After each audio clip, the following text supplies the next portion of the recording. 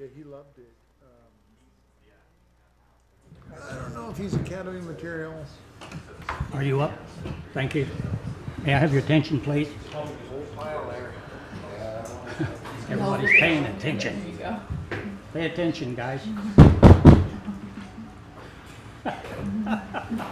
It's after 3 o'clock. We're supposed to start at 3. First thing on our agenda today is introduction of new employees, and I'd like Ms. House to do that, please.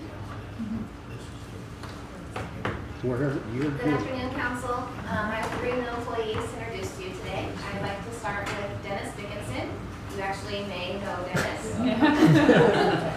He was actually a police officer for us from 1998 to 2015, and he's now returning to work in our Public Works Department as a solid waste collector. So we hope that you're welcoming him back. I'll be back. Works out great.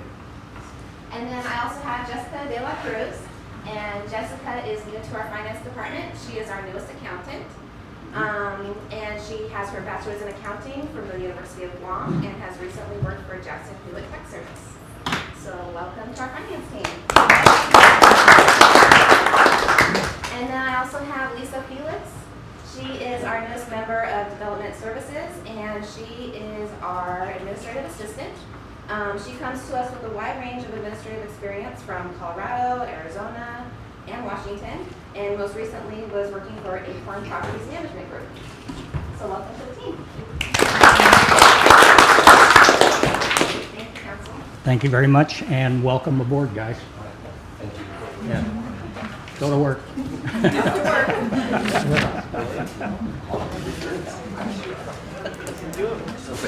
The next thing that we have on our agenda is an item where we might take action. It is a contract award possibly for 2017 Whidbey Island Marathon Race Director with Orswell Events. Dr. Merriman is going to tell this. Thank you, Mr. Campbell. At your places there, I handed out just a one-page PowerPoint slide that gives the synopsis of what our agreement looks like. I don't know if you all have them either electronically on your devices right now as far as the agreement goes, but I do have copies if you would like one of those. The main points or highlights of that agreement, I'll give you a little history first. We went out for RFP for Marathon Director. That was back in mid-July. And we sent that out. In response to that, we had 7 letters of intent. What I asked is that if anybody was interested, let us know. We got 7 letters. Within that 1-month period, though, we only got 5 of those applications in. We did get letters from 2 of the respondents saying that they were going to decline to apply for various reasons. So we had 5 applications. We held interviews the second week of August. There was a panel of 4 of us that looked at that. And the result of that was Orswell Events was the #1 pick by all members of that panel. We looked at a number of different things, not just money, but we looked at their philosophy on how they would run the event, what their philosophy was on pricing and things like sponsorship. Some of the applicants said they don't believe in sponsorships. They're not going to do that. Other ones said, hey, we would really like to go after sponsors because that's where a lot of your monetary support comes from. So there was a wide range of different philosophies in that. So our intent of that RFP was not just to look at who is the cheapest, but who is the best fit for that new business model we talked about. Remember in a previous workshop, we talked about the marathon and looked at all options, whether we just continue doing it like we were, whether we actually wanted to sell the marathon to someone else, or if we wanted to try a different business model that would help us get into the black from a financial standpoint, but also would lessen the amount of burden that was on city staff to do the event. It was getting to where it was almost intolerable. We had so many people working on it that it just was not being a really good, efficient event. And one thing that we shared with the applicants as well is, as race directors and other events, they're the pros at it. We're really good at doing streets and making toilets flush and making water run, but it's probably time for us to go ahead and look and bring in someone in that really knows how to run an event and has some new strategies for us. So that's where we went from there. We sent out our notice of award that first week of September, and then the rest of this month, we've been working on negotiating and drafting the contract and really getting Orswell's input on how we can do things. If you look at the agreement, there's an Exhibit A, and it's a very lengthy scope of services. Of course, we wanted to cover everything, but I would give credit to Orswell. They had probably 90% of those items already on their RFP response. So they were already looking at what we were wanting to do, and based on their experience with us, they've worked with us for a few years already on the marathon. They knew exactly what we were looking for, and that's how we've drafted up that. So what we have for you now is the finalized version of the contract. The provisions in that contract are as I've shown on here. The term of the contract, this will go from the day we sign this agreement to May 31st of 2017. That gives us a little time after the event to wrap things up. And I have to say already, Orswell's already, I've gotten emails and phone calls from them. They've already been thinking ahead and planning things and doing some what ifs. So the scope of services, as I mentioned, it shifts a lot of the race responsibilities to Orswell, and they've seen that. City staff will be focused on the planning of the event and some of the logistical support still, but in a smaller degree. Orswell was the one that had an increased theory on sponsorships and strategic pricing.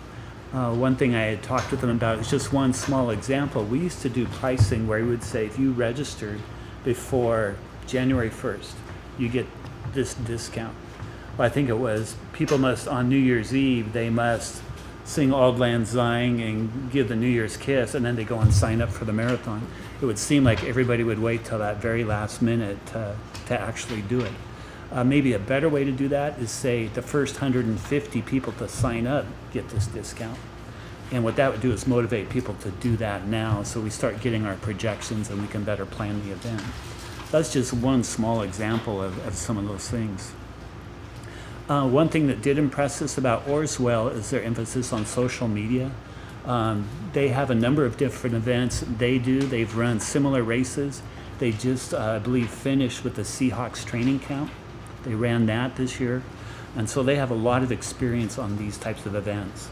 So that was pretty impressive in the way that they laid out, they approached social media, emails, different things like that they have as tools.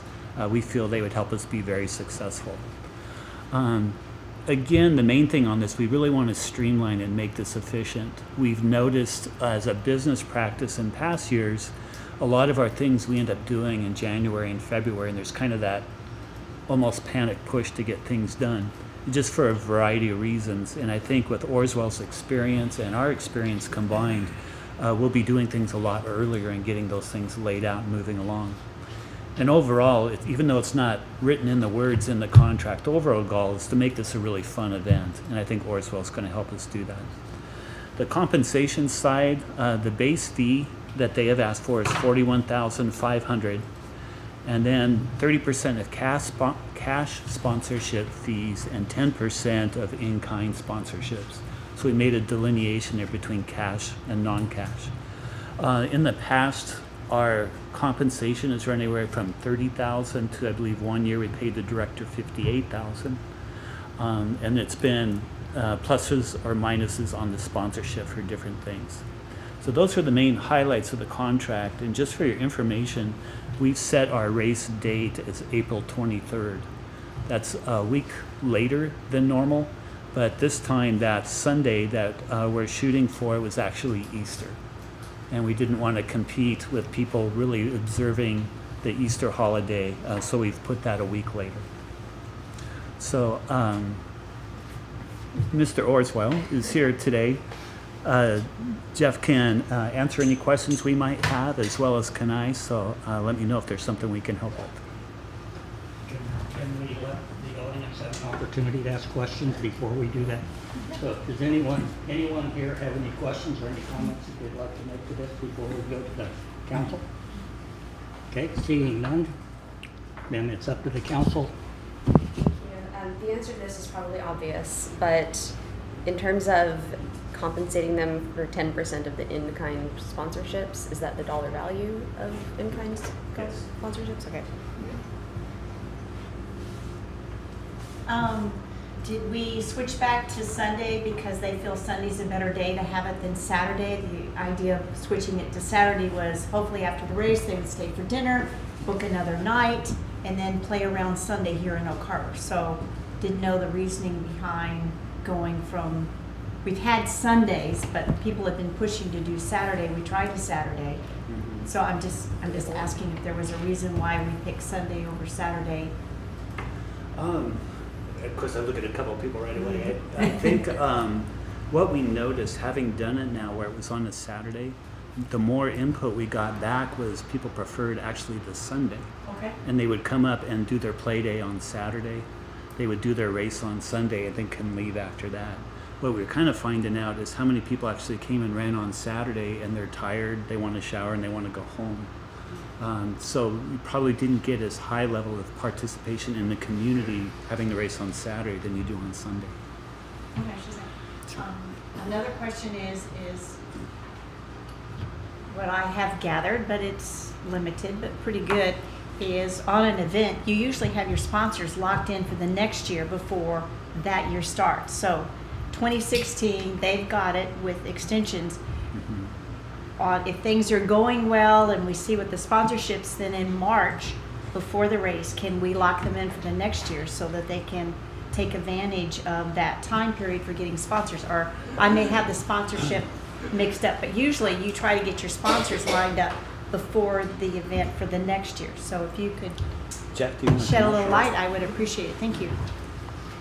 This is Jeff Orswell from Orswell Events. We do sell corporate sponsorship on almost every event that we produce, and there are dozens of different levels and types of sponsorships that we sell. So if we were to go out and try and sell a presenting sponsor or title sponsor, I mean, significant dollar amount, we would, yes, broach the topic of a multi-year agreement, oftentimes with a first year out clause should it not fit. But smaller level sponsorships, generally speaking, these are a booth sampling opportunity, things like that. They're generally not open to multi-year agreements because things change and they just don't want to be locked in. But yes, and in a significant sponsorship package, we would offer and hopefully get them on board for a multi-year agreement. Okay. So, Dr. Merriman, is it possible then in March or the first meeting in April before the event, if things look well, they're showing us the sponsorship, we can go and say, okay, this looks good, continue on. The way I'm reading it is, we've always waited till the event. You don't get the numbers back till June or July or August, which to me is screaming it's too late.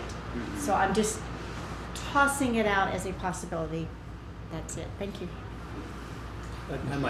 It's a good way to approach it, and I think because we're changing our business model some, this year we're probably 3 months, 4 months past where we want to be. And I know as we get closer to the event, we'll know how things are going a lot sooner this time. And then we can actually, probably even prior to the actual event itself, we'll already be looking ahead to the next year. Okay, thanks. Appreciate it. I know we've used Orswell Events in the past, in addition to having a race director for some of the race day management and other items. Will you still be fulfilling that obligation? Is that a different cost, or will that service be provided with this agreement? Yeah, it's provided with this agreement as well, Okay.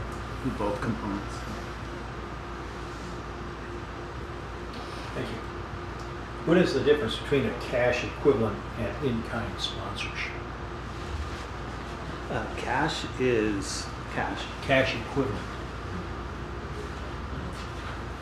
Now, are you reading that off the? On number 3, it says base fee is $41,500 plus 30% of cash sponsorship fees. The agreement says 30% of cash sponsorship fees or cash equivalent. Okay. That's what the agreement says. Yeah. I'm curious, what is the difference between cash equivalent for the 30%? I know what cash is. Yeah. It's just like money. And then we have the 10% of in-kind sponsorship. And then while you're thinking about that, getting ready to answer it, who decides what is the cash equivalent value and the in-kind sponsorship value? Okay. First, you had an accountant writing this contract this time, so probably in my language, cash or cash equivalent, whether it's cash, check, however we word that, but what we know is cash. Okay. Okay. In-kind sponsorships, we have a couple different ways to look at it. One is usually someone donating something to the marathon, they're going to want to know the value for their own income tax purposes or anything there. So we would go through and evaluate that. Who is we? Me. So the city team. So we'll go back to, and I'll probably look for Jeff's help as well on some of those if it's something we're not familiar with. But we'll look at evaluating those based on our historical costs in the past and similar items to that. So it sounds like you don't consider that we will have a potential misunderstanding about these values. No. You have worked with that. Okay. Then the other part of this issue is we pay the $41,500 plus 30% of the cash sponsorships. Have you run a trial budget that has projected revenues and projected expenses, of course, to see how we come out, how close do we get to breaking even, or actually the city making money on this? I've actually run a couple of what if scenarios already using this fee and some of the changes that we see we can make. And I was getting around to where one year we lost basically, we lost $70,000. Last year, I think we're more in the upper 30s. It's come down to 40 something. Yeah. I've been seeing about 20 to 25,000 down still.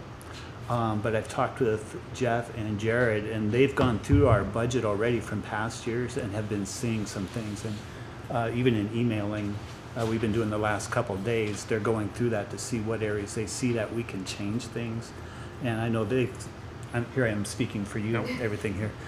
They've been really focused on getting us in the black as well. Okay. So I don't know if you have any. There's a number, when we first looked at it, there were a number of what we believe upside potentials on the budget. So our role on your race in previous involvement has been production. So we have been execution on event day, consultation on the permitting process and things like that. We have had very, very little involvement in procurement of shirts and finisher medals and participant food and all these variable expenses.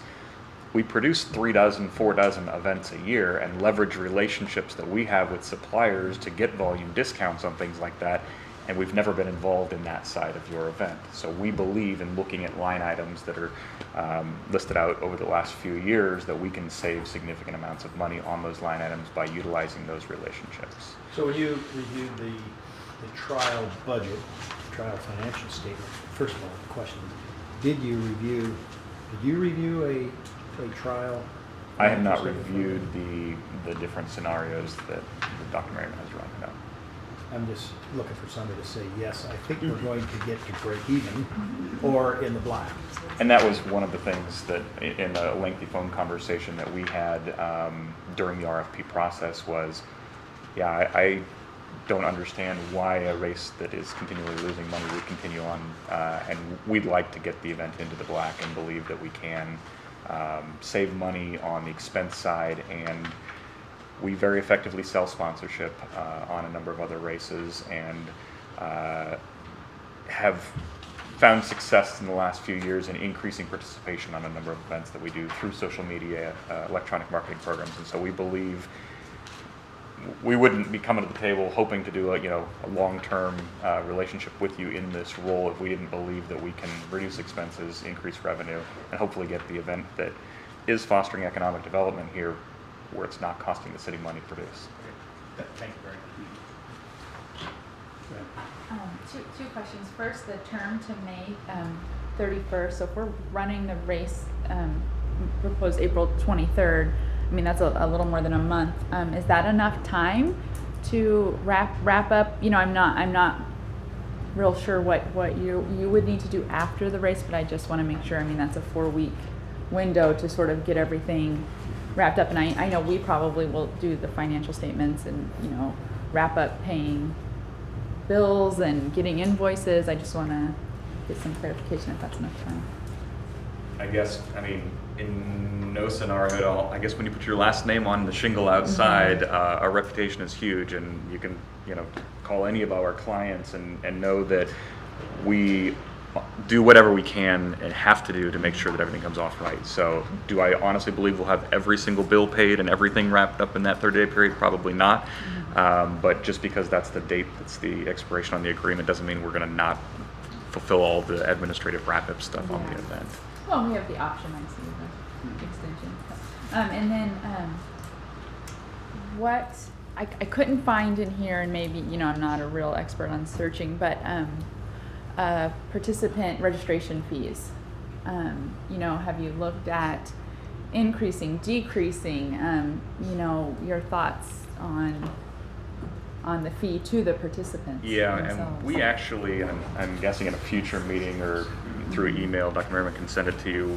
We just this week did an analysis, and what we're looking at is historically your pricing structure, but also doing a competitive analysis with other full marathons, half marathons, 5Ks, 10Ks in the area.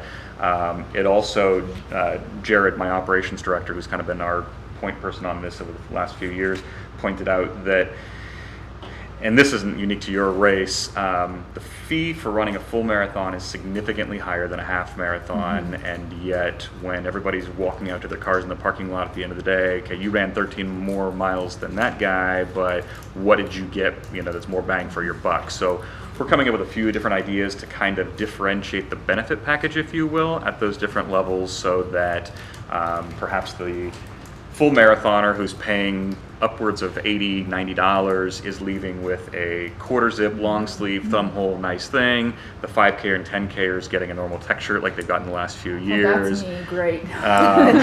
Things like that, where they feel like they got more bang for their buck, if you will. But we certainly don't want to recommend raising prices just so the revenue in the line black, item looks yeah. better, because there's a lot of competition out there, and if we are going to do that, you're competing with races like the Rock and Roll Marathon Series or Hot Chocolate, where it's a $90 5K, but you leave there with a hoodie that's retail value is $40, and all these other swag items that they blind you with, so that the price isn't as intimidating. So we want to make sure we're consulting properly and telling you, yes, this is what we would recommend you do. Here's why. Here's 4 other races. Here's what they're charging. Here's what they're giving away. That kind of thing. But something that Doug talked about early on is we really want to take weather out of the equation, and we want to take other the opportunity cost out of the equation, and really try to get people to register as early as possible. So in addition to perhaps, yes, the first 200 get this price, that kind of thing, we're driving registrations this fall and winter that say, register in the next 10 days, save yourself $10, and be entered to win a $200 gift card to Dick's Sporting Goods, or things like that. That's just a call to action so that people are registering sooner than later. I did that once for a Rock and Roll Marathon. It was a promotion registered by the state, and you would be entered in to win a shirt, and I actually won. Nice. I got it in the mail, and I was not, it was just a random, it worked. I followed along and I did it, so thank you for your ideas, and welcome. Thank you. Any other questions? In the advertisement promo for all this, do you guys also include our weather patterns in here? Because often we have really good weather for that marathon, and it's the early one of the season. We have a different climate up here than even halfway down the island. Substantially less rainfall. Is that something that you would consider selling? I think we can. We'd have to look at the different applications that, Look at the weather make sure it's patterns for- appropriate. Yeah. But certainly what you're touching on, I think, and this is a little unique to us, is this is a destination race. So we're not only marketing to people that live within 100 miles of here. We want people to come in and spend the weekend and come in from out of town. And so we'll be looking at that and doing a specific marketing plan for trying to attract people from out of the area. And I think that's certainly a good selling point, is it's spectacular weather that time of year up here, and Even with it being a little bit later this year, it may help our cause too. Any other questions? You want us to take action? I do. Mr. Bailey? I move to authorize the mayor to sign a professional services agreement between the city of Oak Harbor and Orrville Events for consulting and management services for the 2017 Woody Allen Marathon. Second. All in favor? Aye. That's all of us, so there are no opposed. So the mayor signs it. And he read it so fast I couldn't remember what it is, what's there. We got it. Okay, okay. That takes care of the actionable items that we've got on the agenda today. We're going to move on now to a budget presentation by the police department.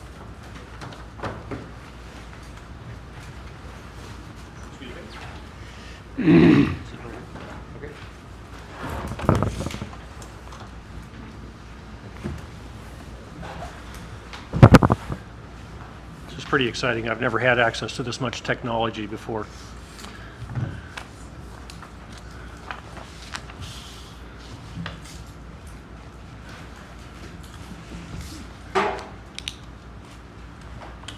So, should we wait? I don't know where she went. Oh, okay.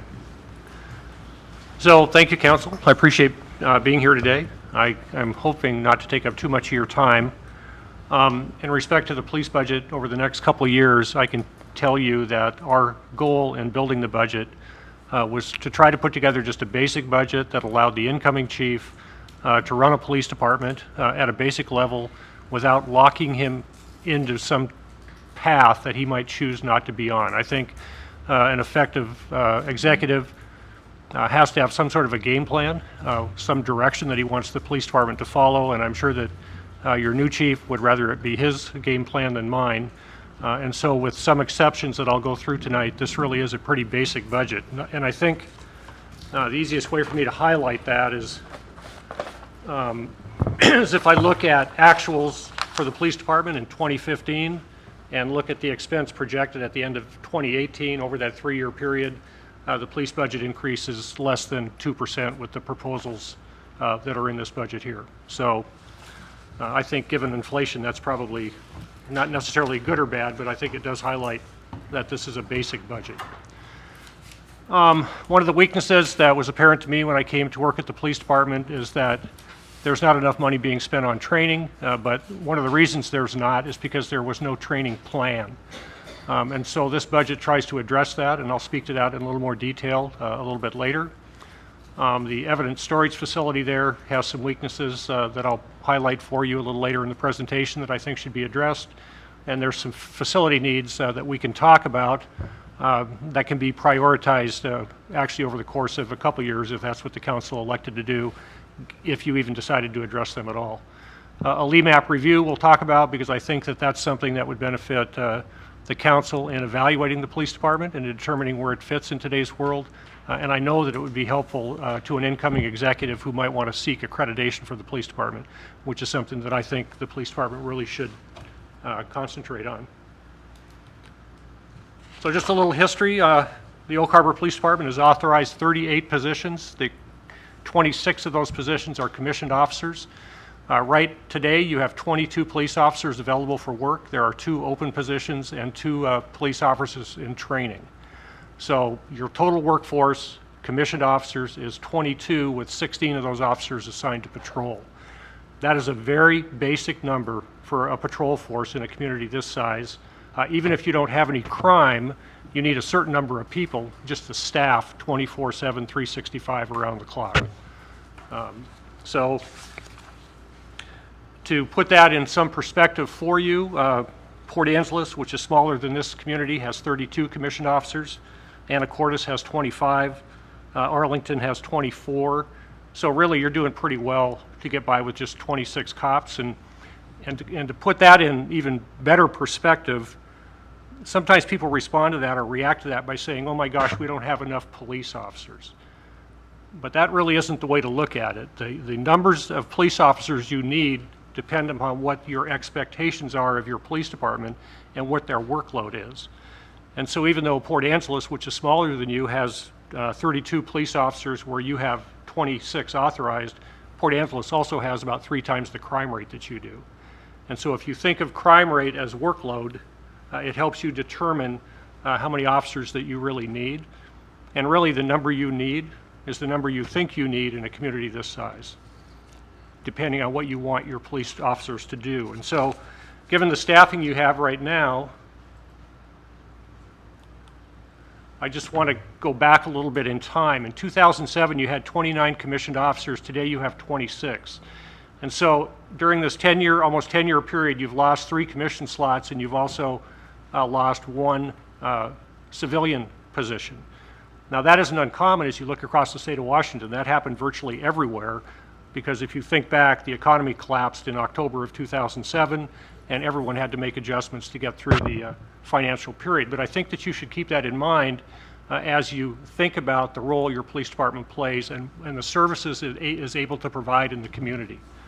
If you want your police department better engaged with your community, it's going to take more people. Because really what you have right now is a basic crime fighting force. You have, in my mind, enough police officers to handle the crime rate here and to adequately cover and safely cover your patrol division, but you don't have enough police officers to manage the many community events that you have here and all the ancillary things that people would like to see police officers or police departments do. So when you look at where your staff cuts took place, you can see there were 5 in what I labeled community outreach, and now you basically have 2. So what's that mean? Well, those used to be assignments in the police department, a community service officer that handled things like National Night Out, drug enforcement officer, traffic safety officer. None of those positions are filled anymore. Now, the work never goes away. It's just the people that go away. So the community still expects that service, but it's very difficult for a police department to address those kinds of needs with people that work shift work. You assign a police officer and you say, you're going to be the community service guy, and that's fine until he tries to do that between radio calls, and then he rotates to nights, and it's almost impossible, and you lose your continuity. Really, if you want those kind of programs and you want them fully developed, then you need staff to do that. Now, having said that, you don't necessarily need commissioned staff. A police officer, entry-level cop, costs you about $85,000 a year. You can get maybe 2 civilians or at least a civilian and a half for the same amount of money. And there's no rule that says neighborhood watch programs and National Night Out have to be developed or managed by commissioned police officers. So that's just something to keep in mind as you think about your police department and what you want it to do or not do, and how it might be configured. Because I know that when your new chief gets here, he's going to look at the organizational structure of the police department, and he's going to ask whether or not that structure makes any sense. And you'll be involved in any changes that take place, because anything that happens has a budget nexus, and that means the council is going to be involved in that. Right now, the School Resource Officer Program, which is a wonderful program that I support 100%, is temporarily suspended because of the 4 open positions. We need bodies on the street. My first responsibility as a police chief is to adequately staff a patrol force and to do it at a level that's safe for the officers. Now, as soon as these 2 guys that we have in the academy come back to work, the guy will return to the SRO program and we'll be off and running there again. But right now, the school district still has access to police services. They just don't have a full-time officer at the schools. So the budget that we have proposed, as I said, is a basic budget, but I'm going to go through just a couple of things that I think that is important and that is unusual as compared to budgets in the past. You'll notice that there's a gold star there on this particular slide. The gold star just tells you I think this is something that should be a priority. The Loan Executive Management Assistant Program is generally called a LEMAP analysis. With the LEMAP analysis, the Washington Association of Sheriffs and Police Chiefs, WASPIC, sends a bunch of guys like me in here, and they do a top-to-bottom analysis of your police department.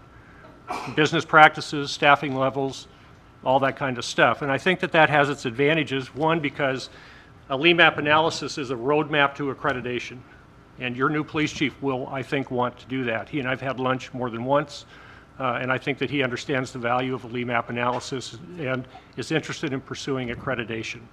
But there's a cost involved. However, I think it's minimal cost given the the overall police budget, and I think the value that is returned to the city is really there. It identifies weaknesses and strengths in the police department. It's a top-to-bottom review, and it's a roadmap, as I said, to accreditation. Now, from a budget perspective, you can narrow the costs down by narrowing what you want them to look at down. In other words, you could say, okay, we don't want to spend $8,250. What can we do for $6,000? They would say, okay, we won't look at your jail. We'll just do this part of the police department. You have that ability when you get down to making budget decisions. But I really think a LEMAP analysis should be done here, and I think it would be educational and helpful for everyone. The evidence room, like police evidence rooms everywhere, is a fire department nightmare. It's full of stuff. You know, taking in evidence, that's how most people think about evidence rooms and property rooms. It's taking in all this property. That's the easy part. The hard part's getting rid of it. Because of state law that governs found property and things like that, you have to keep it at least 60 days. You have to run newspaper ads. You have to do all this stuff. And really, evidence in most police departments anymore is a full-time job. Well, the position that was eliminated in this police department was the evidence room person that used to be a full-time employee that also handled some other duties. I'm not really sure about that. And at some point, the police department's going to have to figure out how to address that issue. So those two pictures right there are a section of the police department that's being used to dry bloody evidence. So that's blood-soaked clothing that's hanging in there, right there or right there. And that brown paper on the floor is supposed to collect any trace evidence that falls off the clothes, and then you roll up the brown paper and you properly package that stuff and you all mail it off to the state lab. And that was all fine and good about 1968. But that needs to change, and that's why you'll see the gold star on there. That would be the modern standard right there. That's about a $9,200 bill to buy an evidence drying cabinet that's got HEPA filters in it and that kind of thing, that circulates the air. When you put your evidence in there, it dries properly rather than molds. You don't have issues with cross-contamination with DNA and all that kind of stuff. And then when you send it to the lab for further analysis, you send the filters along with it. You clean that, you put new filters in, and you're back in business. It eliminates the biohazard issues that go along with how things are being done right now.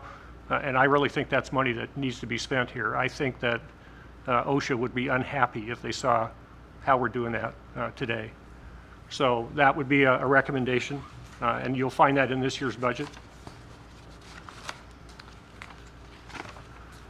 A couple of facility needs in the police department. Police department does need a carpet replacement. I don't know how many years it's been.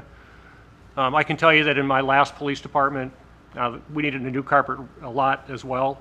And we tried to budget year after year for it, and it kept getting cut out of the budget. And finally, the patrol officers started patching the carpet with pink duct tape, and we managed to get it replaced. So you'll see two bids there. One is the $61,000 bid for total rubber tiles. The other one's carpet tiles at about $30,000. You don't need rubber tiles. The carpet tiles are really more than adequate. I think the projected life on those is about 10 years or something like that now. And the thing I like about them is when you have wear patterns like you see in the patrol room in that picture, you can just replace the tiles that are worn with additional tiles rather than having to recarpet your whole building. So I think that's something that needs to be done. But if you start to identify priorities for the police department, a new carpet would be great to have, but we're well able to still do law enforcement on a failing carpet. So it doesn't need to be a priority. And then finally, another big dollar item. Most police facilities would fence their rear parking lots. It's big money to do that, but I think there's some employee safety issues involved, especially in this day and age. I don't really like walking out the back door of the police department into that little sunken tunnel that we end up in. And I think at some point you should consider fencing that parking lot. I can tell you that it's probably been 20 years, but all the police vehicles in Port Angeles were disabled one night in a very short order with some guy going in and slashing tires. And you really can't afford to let that happen if you're able to prevent it. So at some point, I think that the security on that parking lot should be improved, but it's expensive. And There's just no way to get around that. The electric gates, if you choose to install them and that kind of stuff, cost money, and then you've got to get power to the gates, and that's not represented in that bid. So I think it'd be pretty easy to spend more like $80,000. Question? So how would you secure that? You go and put up $60,000 worth of fencing without a gate. It's not a manual gate where the officer. No, an electric gate is what would have to be installed. You have The question is, why would we even, if we were to talk about that number, why wouldn't we include the gate if it's almost mandatory? No, you would. I don't know if I misled you or not. You said the gate, if you were going to put on a gate, would be closer to 80. Oh, the electric gates would Right. need power if you were to put electric gates in rather than manual gates, for example. But if you don't put electric gates in, people will leave them open all the time, and it Right. defeats the purpose of the fence. Let's So, just call it 80. and you can see right there, you've got a light pole, you've got power out to some of these areas. So, I mean, Okay. there's a way to get it done. So let me talk about training just a bit. The police department, as part of budget cuts from years ago, cut their training budget way back. I really think that's a mistake in law enforcement. I believe that we owe it to our officers to make sure they're current in all respects, especially when it comes to legal updates and those kind of things. If some of you that have been in the military have heard the expression, you fight like you train. That's very true in law enforcement. If you want them to perform at a high level, you got to train them.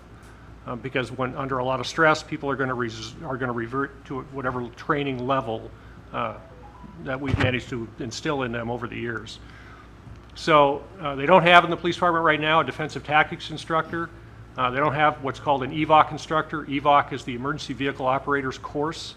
You've got all new police cars, but your police officers have never been through an EVOC course in their new police cars. And generally, if you change them to a different vehicle, you would send them through EVOC training. Your insurance company would love you for that, but that has not been done here. They have an HRET, the high-risk entry team is kind of a lesser version of a SWAT team. There's training requirements there that I'm really not an expert on, but you can't just do that halfway. You either do it right or you don't do it at all. The new police chief has a SWAT background, and he and I have discussed that, and he understands that. Then legal updates are something that happens all the time.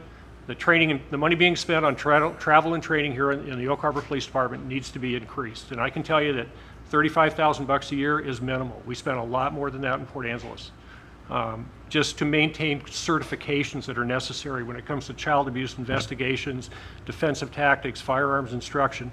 All the things that go along with police work cost money. And I would say that the budget you have before you shows about $35,000 a year, and I would really encourage you to give serious thought to spending that money because I think your police department needs it. The other issue I want to talk about is a little bit about capacity. There's money in the budget to buy each officer a taser. Right now there's 6 or 8 tasers over there, and there's 8 police cars. So they function at a minimum level with that kind of equipment. But I want to highlight a difference between Oak Harbor and some other communities. The Oak Harbor Police Department is all you got, basically. If an incident happened in Port Angeles, we had our police department respond. Then we had a 50-man border patrol station just a few blocks away. The sheriff's department was right across the street. The international border has customs and immigration. Right on our western edge was the Lower Elwha Tribal Police, and on our southern edge was the law enforcement rangers from Olympic National Park. When something happened, it always amazed me how many cops showed up. They have authority issues. You can't use a border patrol agent to enforce misdemeanor law, but you can certainly use them on perimeter and traffic control and all the things that go along with managing a major incident. You don't have that luxury here. So the Oak Harbor Police Department for many years has been working a 2-officer shift minimum in a city of 22,000 people. In my mind, that's crazy. I think, as what should be the premier agency on Whidbey Island, should have the training and equipment necessary to do their job when things go south, when things get really bad. And so, as a matter of policy here, we haven't, for example, been letting our police officers take their portable radios home because something happened years ago, and so now all the officers don't get their radios. They get their guns, but we're not going to let you take your radio home. Well, that doesn't make any sense to me, because the day you have the big 9/0 earthquake or whatever here, your officers are not going to need their guns, they're going to need their radios. And you're going to have officers in Coopville and places where they live that are going to be expected to provide emergency services to this island, and they're not going to have the equipment to do it. They're not going to have the vehicles. You've got 8 police cars. You've got the ability to deploy 8 cops. That's what you can do. But if they're going to work out of their private vehicles, they should at least have the equipment necessary to do that. And the number one thing is communication. And so I ordered base chargers for all of them. They just showed up today, and we're going to give them their base chargers to take home, and they can start taking their radios home. But those are the kind of little cultural issues and training issues that I think need to be addressed here. And at a minimal level, we've tried to do that with this budget. So when people, just to quickly touch on reserves, when we talk about staffing, people always ask about reserve police officers. It's not like it used to be. When I became a reserve back in the early 70s, Chief Koshanik knew my dad. I walked in and said, I'd like to be a cop. And I mean this seriously, he gave me a badge and asked me if I had my own gun, and I said yes. And he sent me to Seattle, and I bought a uniform, and I went to work. And I inflicted law enforcement on my community. So so I'm just saying now it's not that way. State law governs how we have to train these people. The hiring process for a reserve police officer is identical to that of a regular officer. The same background, the same polygraph, the same psychological, all that stuff has to be done. They have to complete a 220-hour academy. Here we require them to buy everything, all their own equipment, with the exception of a ballistic vest. Bulletproof vests, or ballistic really, they're not necessarily bulletproof, are about $900 a piece. So we're asking not just for a tremendous time commitment on the part of that person who wants to be a reserve, but we're asking for a financial commitment. And it's very difficult to find the people that are capable of doing that. On the time, just the time itself is a lot. And then we're going to require 16 hours a month of active, dedicated time, volunteer time, plus all mandatory training at the police department they're required to attend. Now, so what you see often, most often anymore, is you invest in that reserve. You get a certain amount of work out of him, but now you've trained him up and all that kind of thing, and he goes to work for Island County. That's what most of them want to do, is seek a career in law enforcement. And so I only mention that so you understand it's not the resource. Today, it's much more difficult to build a reserve cadre than it was 25 years ago. So just finally, I'm not going to be here too much longer. So I really believe the future is bright for your police department. I don't want to cast a doom and gloom scenario here. I think there's training needs, but they can be addressed, and I think that the staff over there knows that, and they're anxious to do that, and I'm confident that your new police chief understands what needs to be done to make this a better police department than it is today, and it's a pretty good police department right now. We just hired or made job offers for 2 new record specialists that will start work in the next several weeks. We got to do a background and those kind of things on them. I'm all about hiring for attitude. We can teach you to be a record specialist. We can teach you to be a police officer, but your mom taught you to bring a good attitude to work, and that's really what I look for. I often say the only decision I make that matters is who I hire and then who I promote, and I really think that that's true. The record specialists that we offer jobs to today are really good people. They're going to be a real positive influence in the police department, and I would encourage you to make those same decisions in respect to police officers. Never hire just to fill a hole in your ranks. If you got to wait 3 years, wait 3 years, but make sure you get the right person. Education is important. I just mentioned that as a hiring standard, right? I think today you have is it a high school education, or are you looking for college? I don't remember exactly. I would just say this: all police officers ought to have a bachelor's degree in today's world. In 1965, when the campuses were being torn apart, and some of you are old enough to remember that, the Johnson administration commissioned a study called Crime in a Free Society. So 1965, 50 years ago, that study said law enforcement officers are asked to do so much, and it's such a complex job, that we should require all of them to have a bachelor's degree. So 50 years later, 85% of the police departments in the United States only require a high school diploma. And that's why you have a lot of the problems you do in law enforcement. It's education and it's training. And then it's, in some cases, poor leadership. So I just encourage you to take the business of law enforcement very seriously, but particularly take the training side of it seriously. I understand that you can't just go out and hire 10 more cops. and nor should you if you can't identify what you want them to do. But the ones you have need to be trained, and they need to be trained to a high level. So I just want to say thank you. This community's treated me really well. I don't know that I'll get another chance to talk to you, but I appreciate that, and I think the future's bright for your police department. So That's it? that's it. Okay, anyone have questions, comments? Eric? Thank you first for your service to our community. Thank you. I appreciate it. My paper's really long. I'm the rookie in all of this budgeting, so I won't ask all of these questions. I may just type them all out and send an email. Sure. About some of these, and this may be a question more for Dr. Merriman, and I'm sure we're going to get this from many departments, so this may be a more general question, but things like, improvements that need to be made to carpeting or an upgrade to a specific piece of equipment like the evidence blood collector, the fencing, and then I thought even too maybe a camera might be an option too for that parking lot if there's not a live feed camera there, along with fencing. It's just, I have a lot of those sort of questions, but would that be considered like a one-time expense in our budget that maybe we could allocate part of our one-time revenue coming from our bubble of tax for the wastewater treatment plant? Or, I'm just trying to, I have a lot of questions about ways that we can offer some of these sort of maybe like a one-time facility improvement. It makes my finance heart happy to hear you talk about one-time expenses like that, because that's a good thing and a very good observation to look at.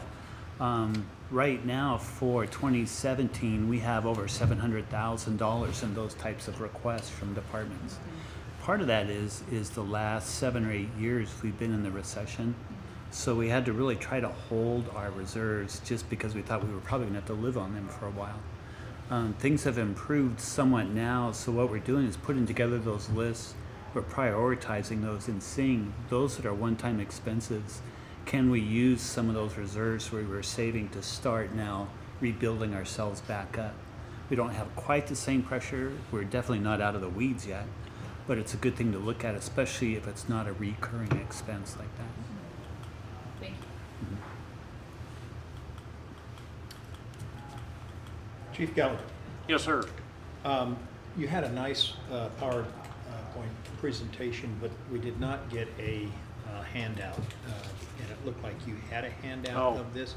Is it possible to get that? Because, as we go through this budget process, I personally hang on to that type of stuff, and I refer back to it. I don't have it electronically. That actually has changed since he has that piece because we updated the union salaries for the ones that just were negotiated.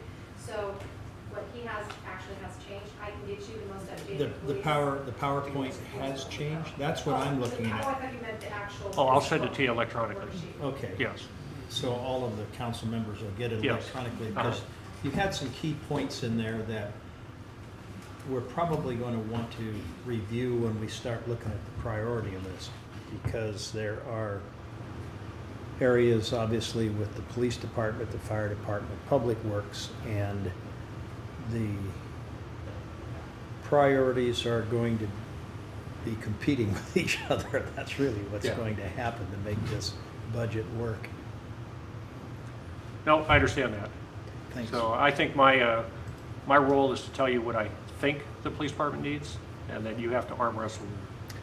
between, And we don't know the police department the way you know the police department. Likewise, for the fire department too, we have to educate ourselves as best we can from basically the 30,000 foot level. We're not down in the Right. details, but we have to make that decision. That's not a 30,000 foot level. We have to make the decision down at the budget level when it gets down to real money, Right. like cash and cash equivalents. No, I appreciate that. Thanks. so- Thank you. I too just wanted to say thank you. I know I said this before, but I had the opportunity to sit down with Mr. Gallagher, kneecap to kneecap with a citizen, and not only witness that interaction with the citizen, but also with a fellow officer. And the feedback I've gotten since then, not only from that citizen and others, but some of our officers has been very positive. So I appreciate the time that you've put in and the leadership you've provided in this interim. So thank you. I appreciate that. Thank you. So, Yes, thank you. Kudos and thank you for investing the time that you've had here in our community to find out other things outside of the department. And I think that makes a difference when a chief is seen and heard, whether you're an instrument or not, or any department head, when they are seen around town and show that they're outside of their, I guess, comfort level and you're really trying to seek. So thank you, Annette. But I would also appreciate the PowerPoint, and Finance Director, I'd also appreciate that spreadsheet that's been updated too, if you don't mind. Electronically, I would greatly appreciate it. yep, I'll do that. Thank you. Okay. One more question here for you. You often refer to Port Townsend as comparisons when you've had previous conversations. Port Angeles, yeah. Port Angeles. We have in our population base, the Navy and the Navy security, police force and stuff like that. When you add the Navy police security into that mix, how does that match up with the number of officers and the coverage for the size of population? It doesn't, they're military. So posse comitatus, absent some sort of declaration, they can't, for example, come off. I just had a conversation with the commander out there about this, Okay. Jeff Moore. Posse comitatus doesn't allow them to come out and do much with law enforcement. They could, under the right circumstances, send medical people out in the community to help the fire department and things like that. But they can't do law enforcement absent some sort of presidential declaration.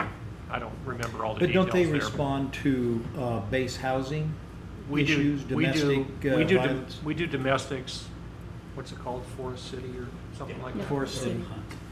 Yeah, we take domestics in that area We do. for them, and they handle, it sort of depends on the call, but we do all the domestics and we provide a certain level of animal control. But my understanding in talking to the police officers here is that the military is really good about taking care of their own. And so if they have a problem in a bar downtown or something, oftentimes the military will resolve that naval, sailor to sailor. On base. Yeah, or even down here, and they'll just, take them back to the base and deal with it, and it doesn't place a strain on our resources. So, I was a military policeman years ago in the late 70s and in Fort Carson in Colorado and then in Germany. And I'm really impressed with the conduct of the naval personnel here. They really don't place a burden on the police department. Well, but they're helpful. They work. Yes, and we're talking to them. Where I really think they could benefit us is from a training perspective. What I went out there to see was their firing ranges and other training that they put on, and whether it met the standards that we have to meet or certifications under state law and things like that. And they do in many ways. And so the conversation we had is, well, how do we take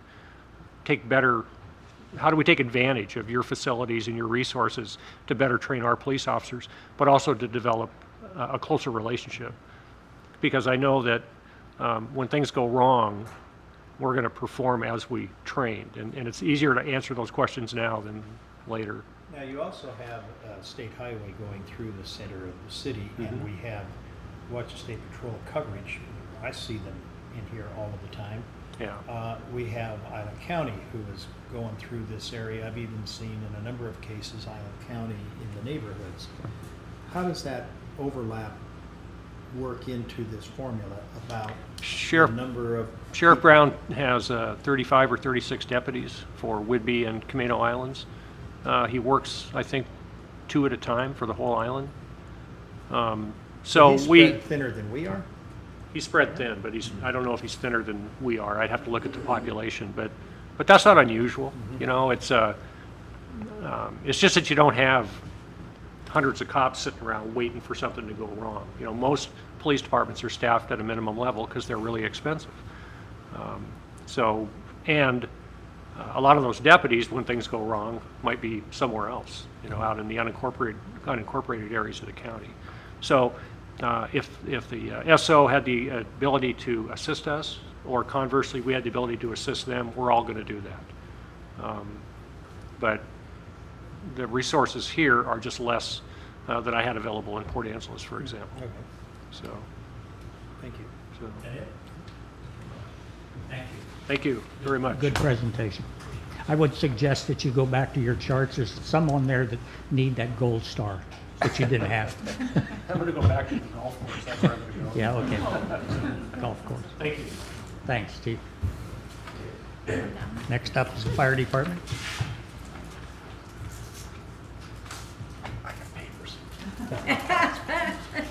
Good, I need more room to write my Yeah. notes. Oh, Yeah, you can do thanks. that. Yeah. Thank you.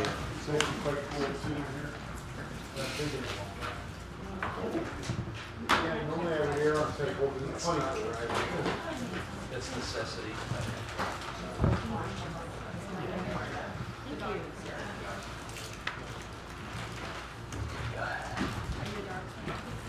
I am, but I can share.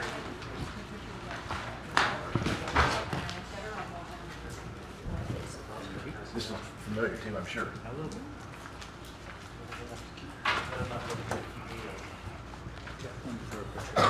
Yeah.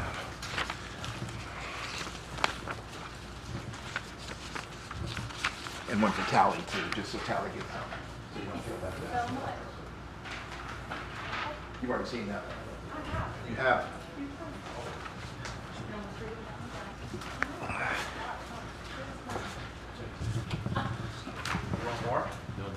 There'll be plenty more.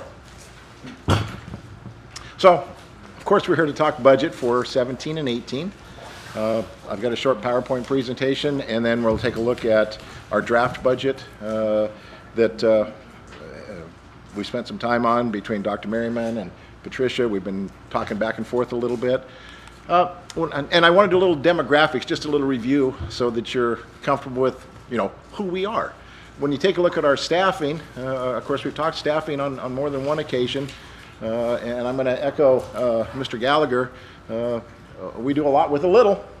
As you know, our career staffing is pretty short when you consider the size of the city, and when you take a look at the staffing that we have, over the years, our paid-on-call firefighters have definitely done a heck of a job to keep the city in the black.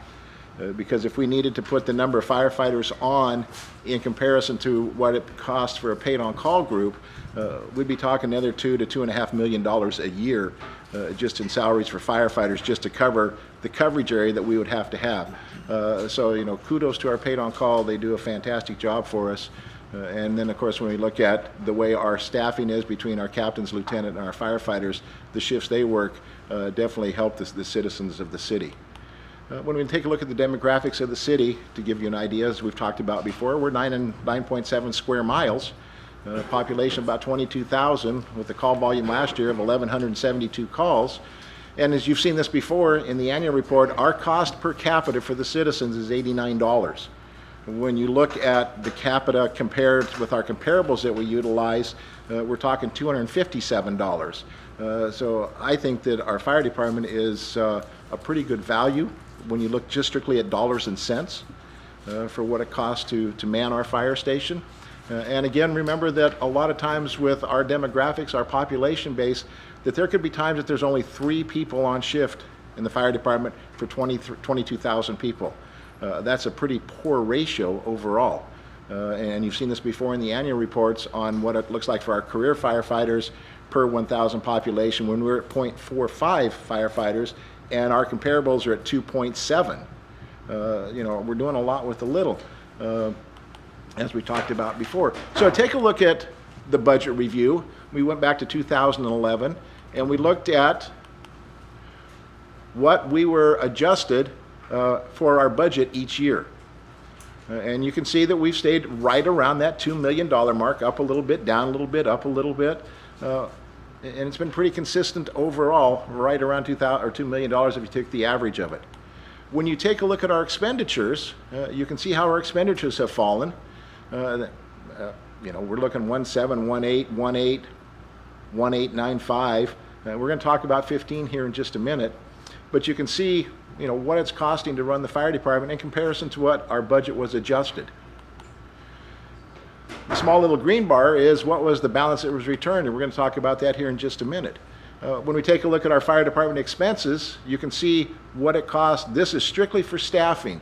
And in 2015, we had a large spike because from a state law back from 2005, we had to take a look at PERS eligibility and L&I requirements for some of our paid-on-call firefighters, where we had never had to pay PERS or eligibility or L&I on them before.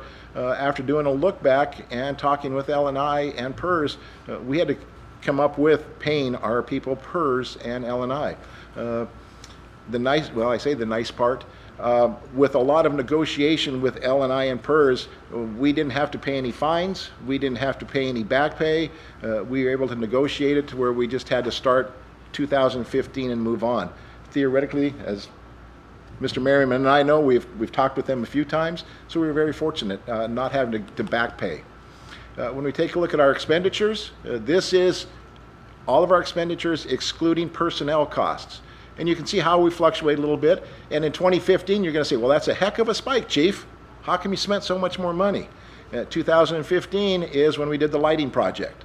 So about $90,000, that $485,000 was the lighting project for the fire department. And you're probably going to see more of this, as I would imagine, as people bring their budgets forward, because we all paid into that lighting project over the year. So when we look at what we return to the general fund every year, 2011, we put a little over $258,000 in. 2012, we put back $227,000. Oh, I thought you were... No, there's someone watching, and I wanted them to know they could come in.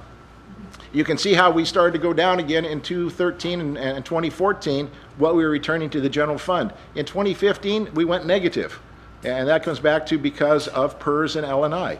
That money was not put in the budget in 15 or 16 because we didn't know what it was going to be. We did go in the hole. I mean that's just the fact of what happened. I thought you were going to ask something. I was just primed. Okay. I do have a question. I've watched this occur over the last couple of years, and do we have the ability to put that into an equipment replacement fund rather than just returning it to the general fund? I mean, I appreciate the generosity, but why haven't we just escrowed that for one of these upcoming big purchases? We actually put it into our general fund reserves, and you notice those years are during the recession. Right. So we haven't just rebudgeted and spent it somewhere else, but we actually use that to accumulate into our reserve to hedge that. Yep.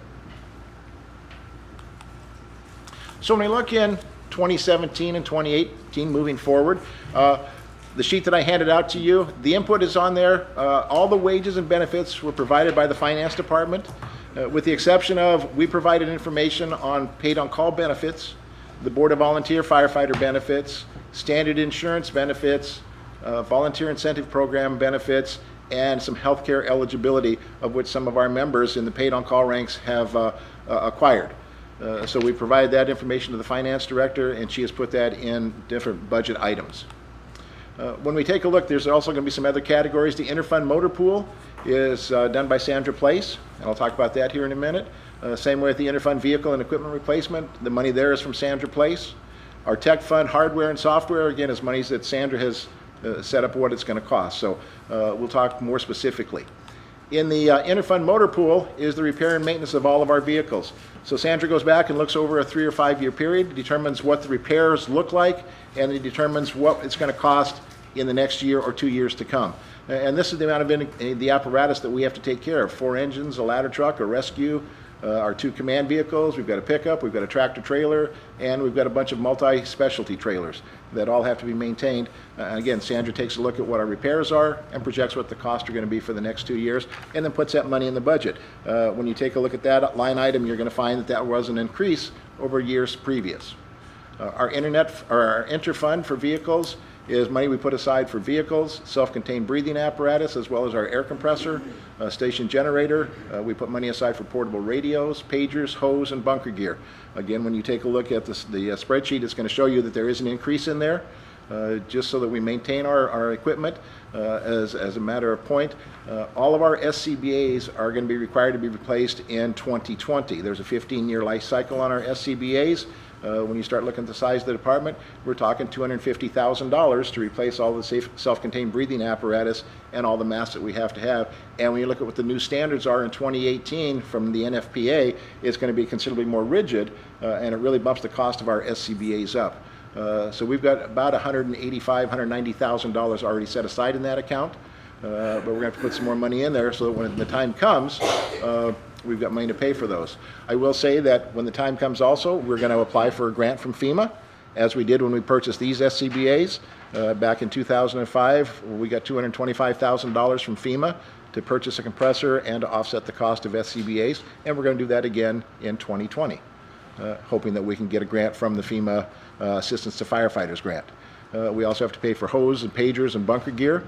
NFPA made a change here not too long ago that we now have a 10-year life cycle on our bunker gear. You could buy a brand new pair of bunker gear that's been on the shelf for 9 years, and on the 10th year we have to get rid of it and destroy it and buy brand new. They say it is a 10-year life cycle, whether it's sitting on a shelf somewhere or you're using it every day. 10 years is the time frame that you destroy that bunker gear and replace it. Question. Who is they? NFPA, National Fire Protection Association. So you inventory those items, it has a login date, expiration date, and they verify that it goes off the shelf. Yes and no. I always like my yes and no answers. Theoretically, Mr. Holmberg, we could buy bunker gear and somebody could use it for 15 years and we never tracked it. Nobody ever knows. It's got a date, a manufacture date in the bunker gear. If nobody ever gets injured, we never know. We know. I mean, of course, we track it, we log it, but theoretically, you could buy this bunker gear, you could use it for 15 years. If nobody ever got injured, NFPA or NIOSH would never come here and inspect it unless somebody got hurt. And then as soon as somebody gets hurt, there's an injury of any kind, L&I comes in, NIOSH comes in, NFPA comes in, the lawyers, and they find out they were non-compliant, then the $2,000 would have been cheap to purchase new bunker gear. Tell me what bunker gear is so that I understand what we're talking about. Good question. You see, I know what it is, and it just rolls right out. Beth knows, but bunker gear is our protective ensemble. So you've got the coat, and when you look at the coat, it could be made out of either called PBI, it could be Nomex, it could be Kevlar. It's the material on the exterior. Right. Got an inner liner. It's got a vapor barrier built into it. It's a 3-part system, so it protects us from heat, from cold, from biohazards coming through the material, and it's insulated. So you've got a coat, then you've got a set of pants that go with it, and there's specific requirements how this stuff is manufactured. That is the basic ensemble, is coat and pant, anywhere from $1,500 to $2,000 for those two items. Then we start adding the helmet, face piece, gloves. It used to be gloves were $20 a piece. Now they're $100 a pair. Our flash hood used to be $15. Now it's $80 for a flash hood that you wear. Take a look at the boots. We used to buy boots for $45 or $50. They're $300 up for a pair of boots, for bunker boots for our ensemble. So you start adding all those pieces. We look at our consumables, which is helmets, gloves, flash hoods. That money's in a different spot in the budget, and we put $10,000 every year into this fund just to replace our bunker gear. So when you have turnover in personnel goes out the door, bunker gear stays on the hook, and the new person gets the bunker gear. The bunker gear doesn't go home with the guy going Correct. down the road. Yeah, ideally it'd be nice, and I say it'd be nice, if all of our people were 40 coats with 32-inch arms and legs that were normal. But we have some guys that are 6'7", and we have some guys that are 4'9". And so, it's kind of hard to get the same bunker gear. So It'd be difficult for you and me to fit into Genevieve's. Very much so. And Josh Fixie at 6'8". So we have to take a look at that. So that's the bunker gear. 10-year life cycle, and we got caught. I say caught because here a few years ago is when NFPA initiated the 10-year cycle. We had stuff that was already 15 years old, but we were still using it because at that point NFPA had not required the 10-year destruction of bunker gear. So now we're into that cycle. So we're still playing catch up to get all of our people up to date in bunker gear. And again, a 10-year rotation, so, you know, that adds up quickly. So Sam, that's a high priority item then. extremely. You don't have a choice. You have to spend money on that. That's not on the wish list. That's an absolute. I mean, we have to do it. We have to have the bunker gear. You know, when you take a look at a helmet at $350 to $400, we have to have helmets. We have to have the entire suit. So yeah, there is no wiggle room in that one. Program's over.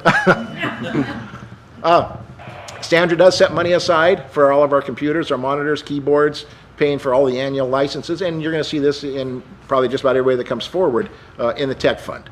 But again, these numbers that are here are to pay for all the license that we have.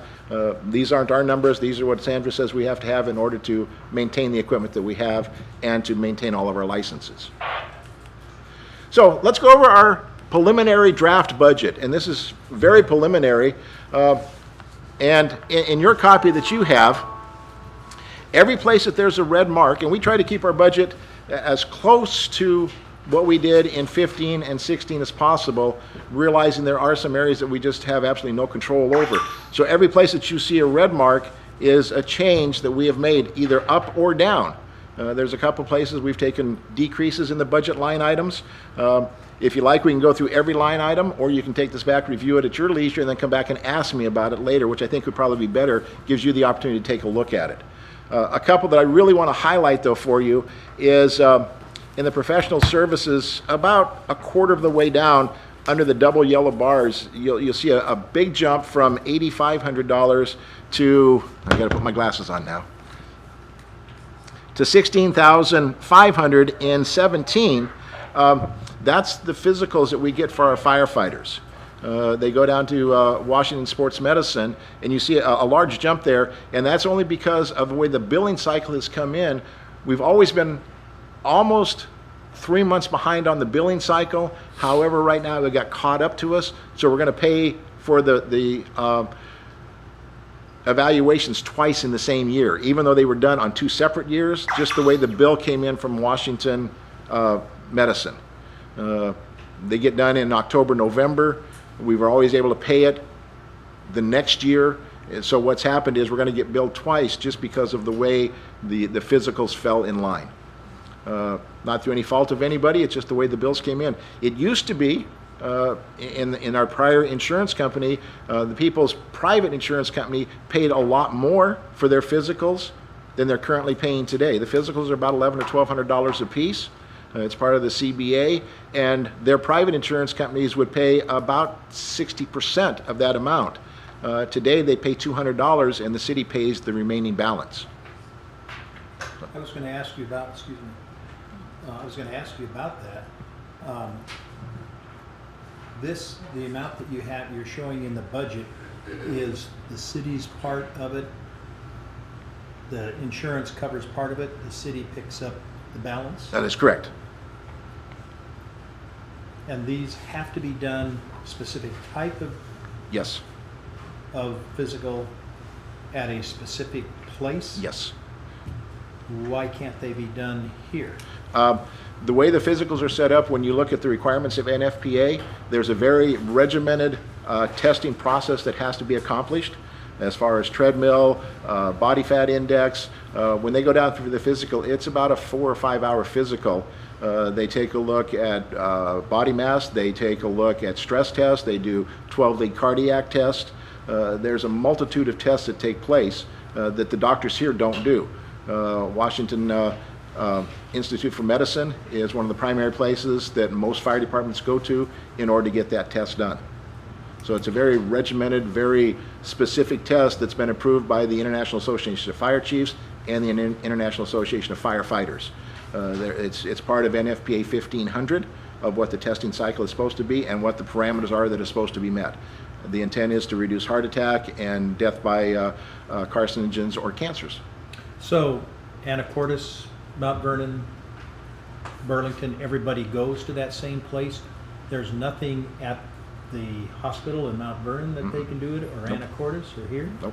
Because I've done fairly stressful physical exams and stress tests and stuff like that, but it's been in a hospital setting. Right.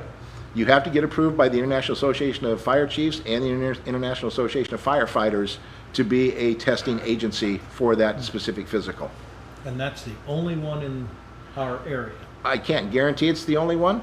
You know, they would make application to IAAF or the Fire Chiefs Association to see if they can become a testing agency. It's just that we have had so much success with Washington Medicine that's just where we go each year. And costs are pretty standard. Okay. I have a couple of questions on just, first on two line items that I think may be related, maybe not. It just seems like a big change is on the salaries and wages. It looks like in 15, it's like 123,000, in 2016 amended 130,000, and then it jumps down to 88. What?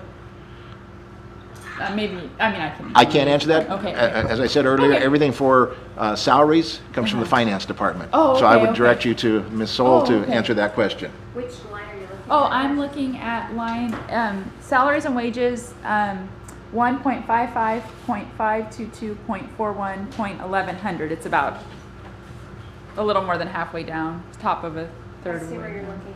I'll look into it and I'll Okay. get back to you on that one. Okay, and then along those lines too, up on POC salaries, it had an increase of 70,000.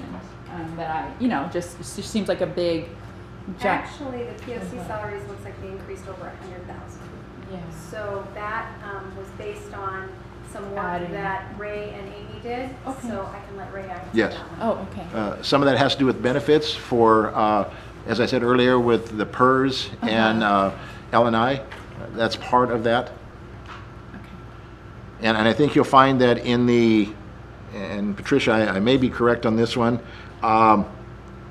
you're looking at salaries at 4,100, 1100. No, I'm looking at, looks like 15, it was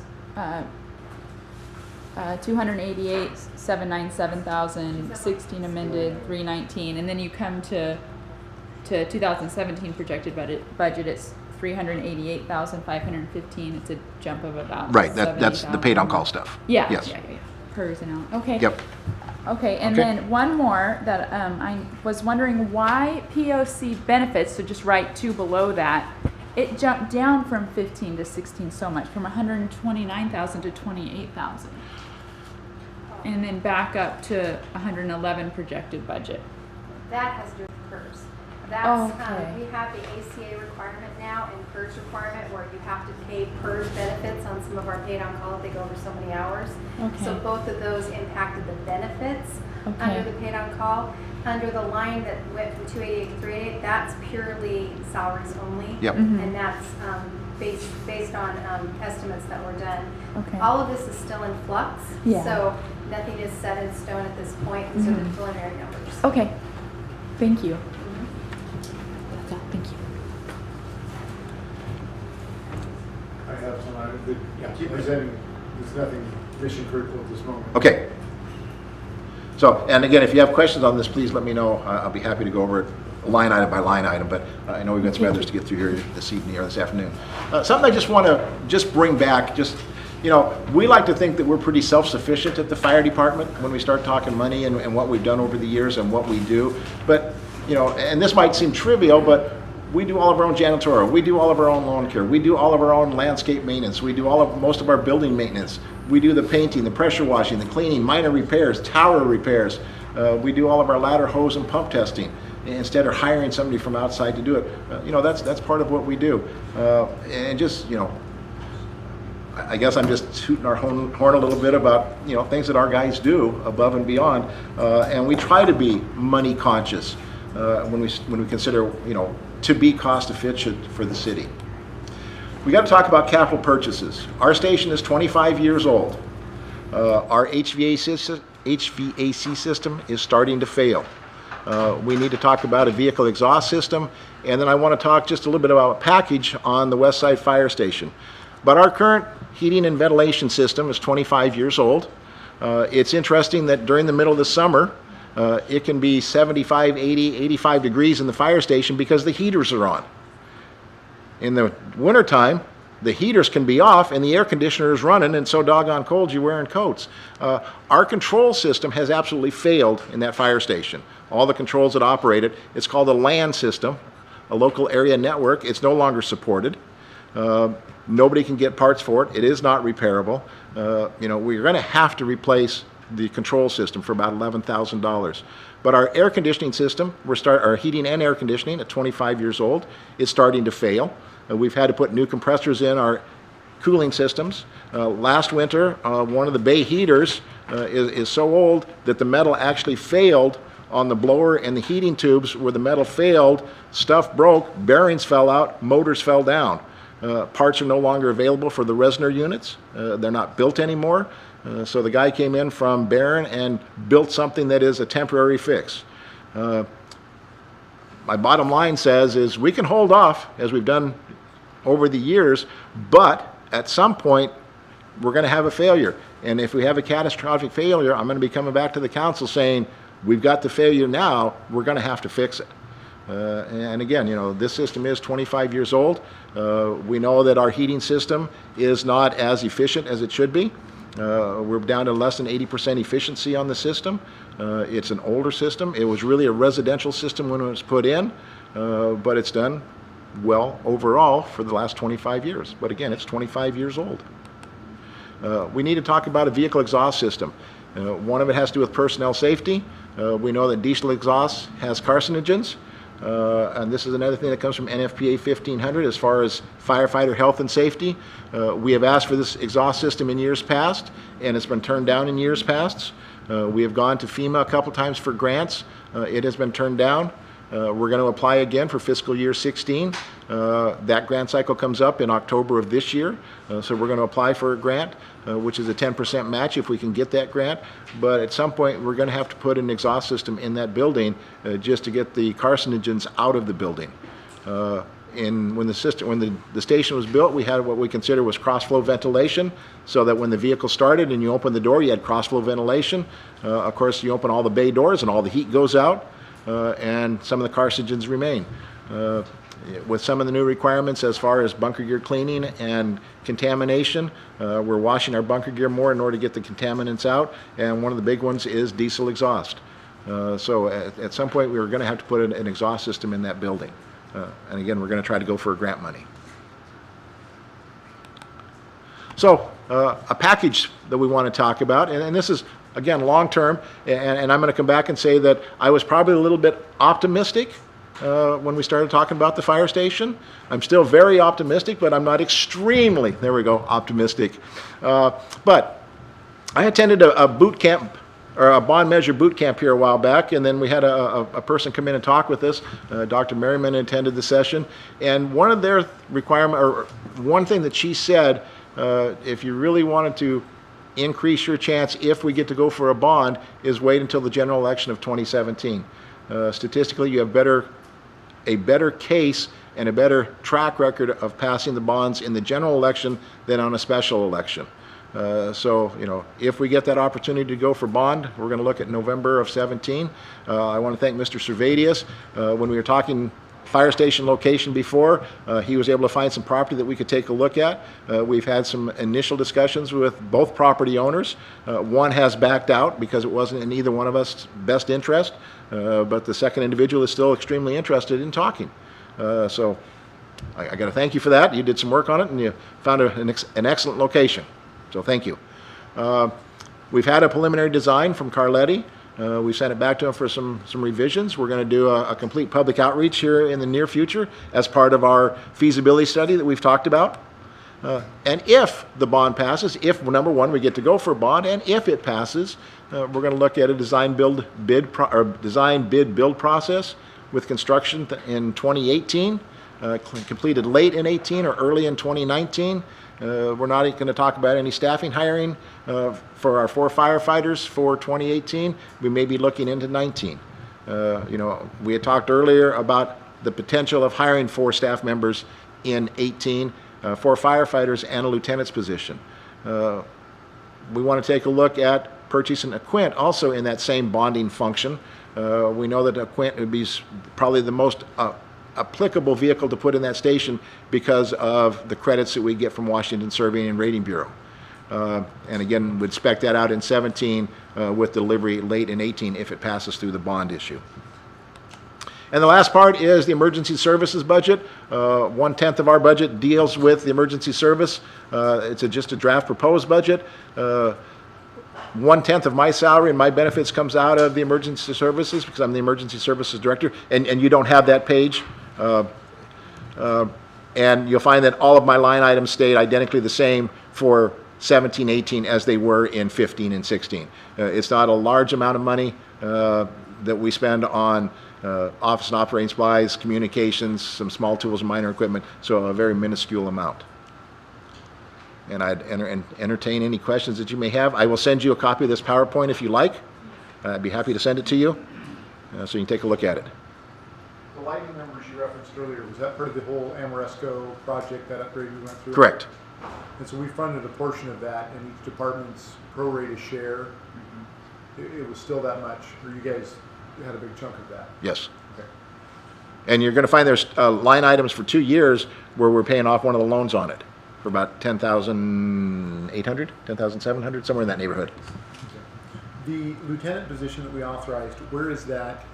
Is that in here in 17, 18? Yes. Which I'm guessing is it? It would be in the suppression line. About the 12th line down Okay. on the left, you'll see suppression. I guessed looking at the jump, it was probably there. All right. And one thing to bring up, in our overtime budget, it's not a lot of money, but with the hiring of that lieutenant position, we did drop some overtime because we don't have to pay overtime because we have that lieutenant's position available. And then last but not least, you started off, you referenced the cost per capita of other communities. For us, 89, for them, 257. How do they subsidize that difference? I mean, how are most other communities paying, 160 some? Where does it come from? Out of the general fund.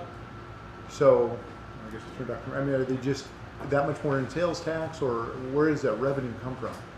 It all just depends on the city. I mean, we're on the lower end of the revenue spectrum there per capita. I'd also probably look at raised numbers. Does that include the Navy base population in there, where some maybe don't have that particular piece to it? We'd have to really look and see where that number came from and then analyze and see what the differences might be. To me, it's just an intriguing piece of the puzzle to try and solve, and then especially if you look at trying to staff another location, how do we pay for it? And I know that's not this decision right now. Right. But it's just when you... And some of this per capita money comes from districts, and they have a different funding source than we do because of the way their levies are, and they can take more than the 150%, and they have different funding sources. A district works on different funding than the city and a general fund. So they can get direct tax money because of levy against property tax. Right. Okay. And Thank you. just for an example there, if you look at the 89 to the 257, that's about 3 times more. Raised budget is a couple $1 million. That would mean a comparable city would be $6 million out of a $12 million budget. So it really probably just goes to show our revenue streams are just a lot less than other cities. Right. Okay, thank you.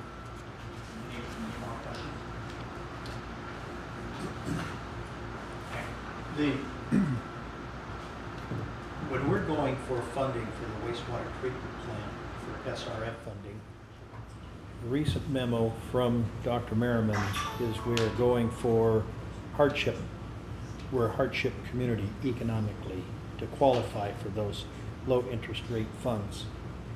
Do you have a hardship grant or a fund to go after? I mean, we are lower income than probably a lot of other communities, and I know you keep working toward a class 3. They are a little more wealthy than we are, and they are stuck in class 4, saying they can't afford to go to class 3. Good question. Ready for a good answer? Yeah. I'm glad you asked that, actually. We can go for FEMA grants, Assistance to Firefighter grants, and we have over the years. We've gone for our radios, we've gone for Quint, we've gone for the ventilation system, the exhaust system. Over the years, we've asked for grant money, and we get rejected. Every 2 years that we go for grants, we get rejected. And the reason is because we have too large of a reserve fund in the city. If we didn't have such a big reserve fund, we may be considered a hardship. So you're targeting the reserve fund now? No, oh heavens no, but that's the word we get back. Is that right? Yeah, we get denied from FEMA. But that reserve fund is not sustainable. The things that each department wants to do is reoccurring. Even when you have a capital purchase, like a large piece of equipment, it's a depreciable piece of equipment. Our reserve is a static amount that is difficult to build up to that point and and of course easy to spend. Yes. So how do you get it back? There's something wrong with the picture. No, when FEMA looks at, or when AFG, Assistance Firefighter Grant, you have to put in all your financials. Yeah. And you have to put in, what your operating fund is, what your revenue source is, how much money you have in reserve. And then when they start doing all their comparables, and they look at a small county agency that has $10,000 in reserve, and the city of Oak Harbor is asking for $250,000 for bunker gear and equipment, and we've got $3 million in reserve, we're going to get rejected because we have a sustainable fund, a reserve fund, whereas a small department does not. And yet there can be times where the city of Seattle will get $1 million for health and welfare. So it's really interesting when you go through the application process and then you do peer review on all of your grant funding through FEMA. And when you start seeing, and it gets me because when I start looking at some of the money that's coming back, some organizations are getting $16,000 and they're thrilled to get $16,000 for personal protective equipment because they have nothing. Other departments are getting $750,000 to $1 million for bunker gear, for a safety program. So it just depends on how it goes through the peer review, but you have to get through 3 tiers in FEMA. And getting to the peer review is the last straw in the system. When you go through and you do all of your financials and you turn it in and you start checking boxes, when they look at the boxes, when it goes through the computer just rejects it without a person ever seeing it. It's just a flat rejection. May I have your attention just a second? These meetings normally run till 5 o'clock.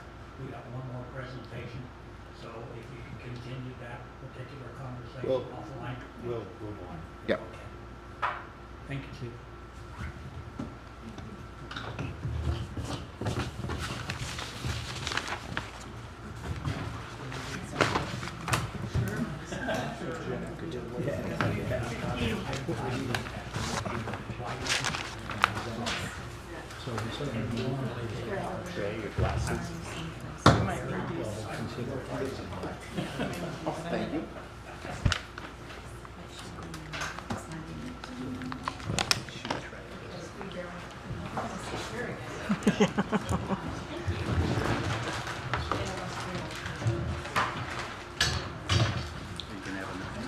Yeah, I think so. Rick can't ask so many questions of me, though.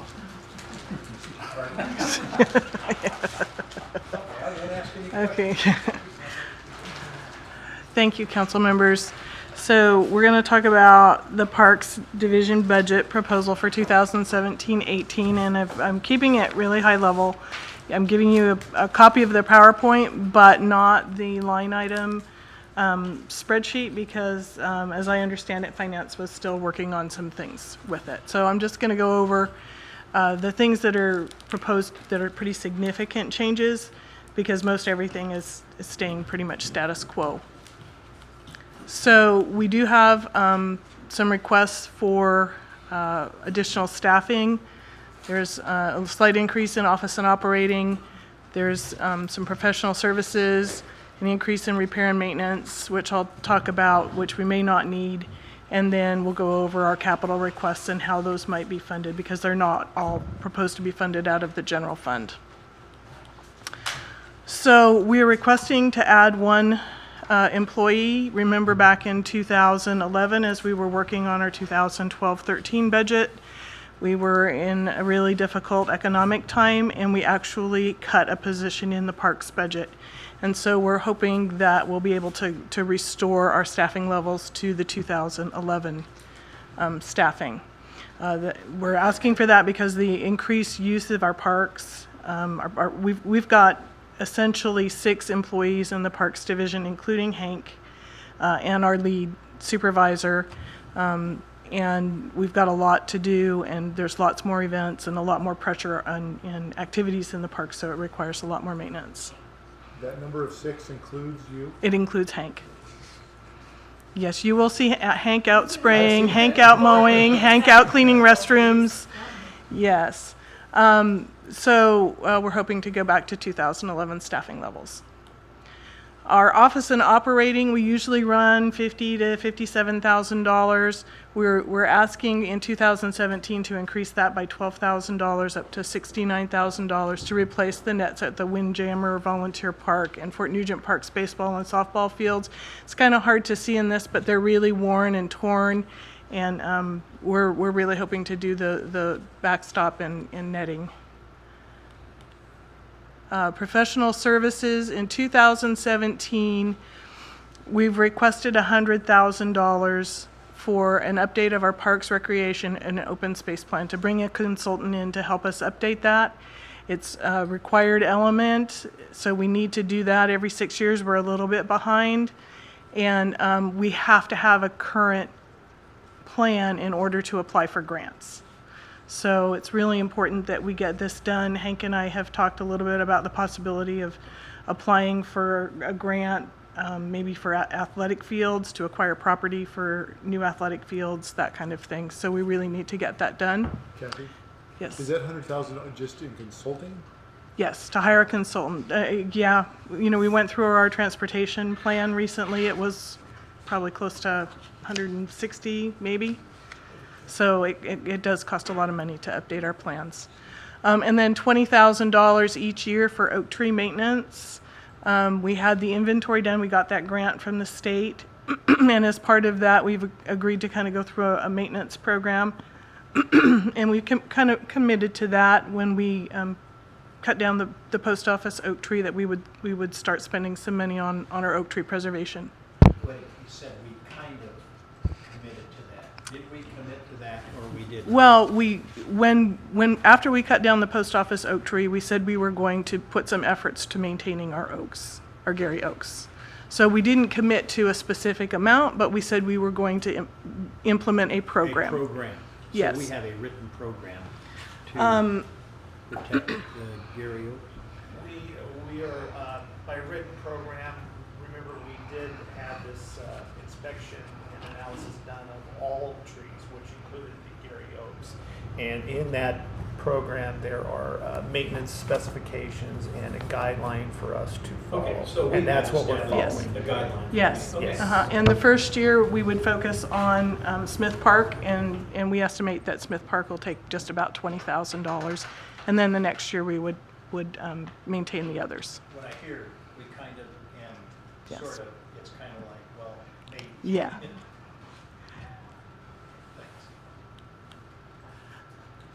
So in our repair and maintenance line item, in 2018, we've asked for $48,000 for structural repairs on the kitchen C and the west side restrooms at Windjammer Park, and this is a picture of the west side restrooms.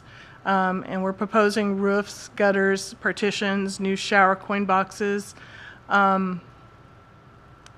We've kind of, well, we have put off. We have put off making any of these improvements. We have asked and actually had money in the budget in previous years to do this work, but with the Windjammer integration plan, Windjammer Park integration plan we just went through, we held off making those improvements.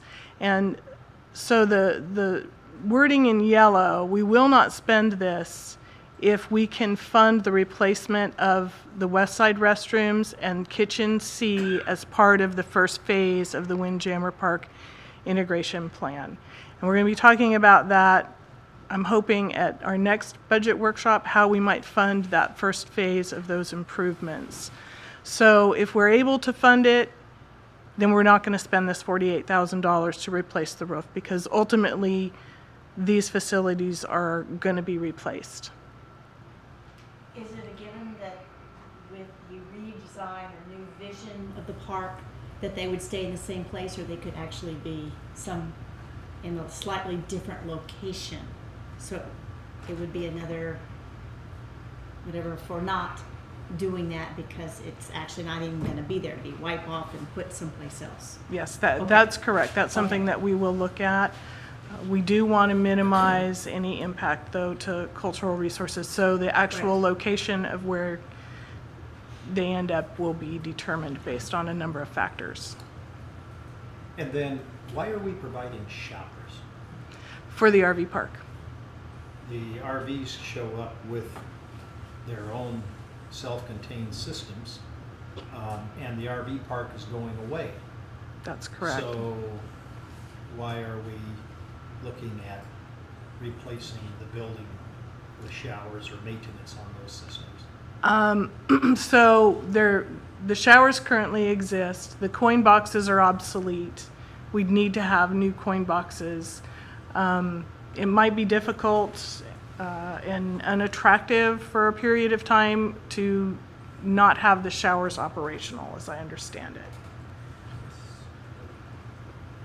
Well, we'll go through this in more Yeah. detail in the budget things. Yeah. Kathy, real quick, did that fall into area 1 or phase 1, or was that more of a 4-ish or a 3 over there on the west side? I was trying to find that map. I'm thinking it's a 4. I think it's a 4. I think it's a 4.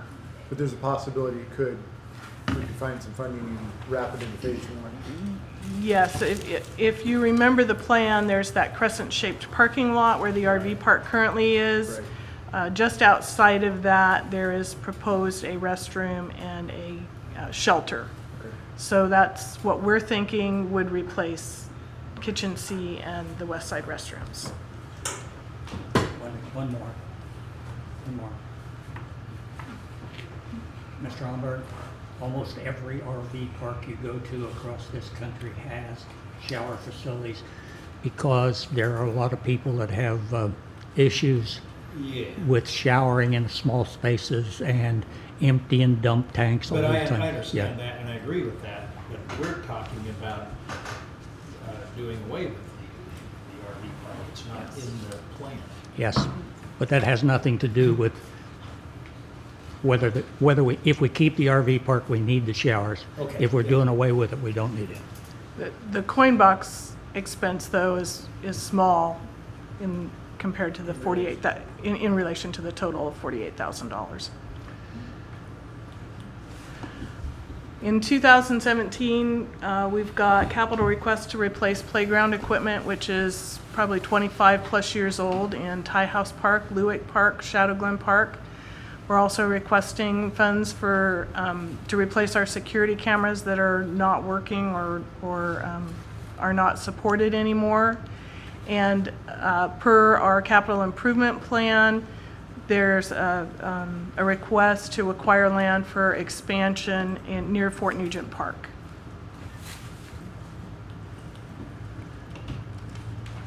So here's some photos of what's out at Tie House Park. Again, it's over 25 years old. The estimated cost is $37,500 to install new playground equipment.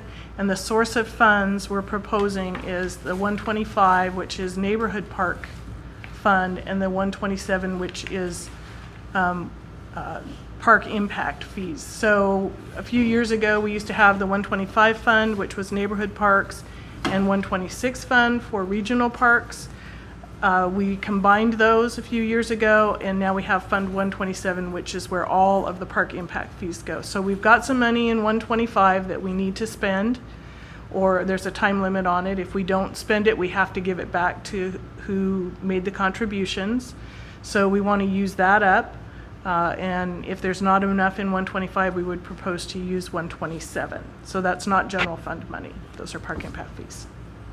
The 125 fund are kind of leftover park impact fees that have to be expended within, I think, period is 7 years or 12 I think it's years? 10 now. Is it 10 now? Yes. Or it reverts back to the applicant who paid it Yes. with interest? Yes, that's correct.